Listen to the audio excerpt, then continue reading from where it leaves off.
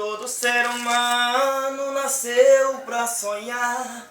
Todos têm seus ideais a conquistar, mesmo tendo espinhos e escorpiões. Mas se você acreditar, avante vai conquistar. Os seus sonhos vão tornar realidade. Daí então você passará a viver os sonhos de Deus, porque a realidade é fruto da liberdade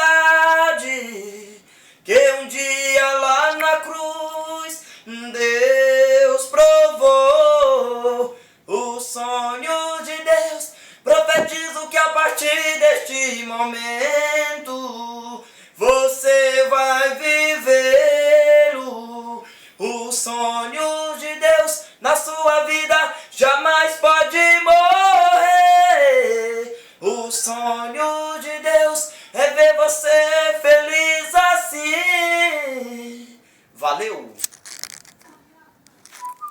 E aí, né?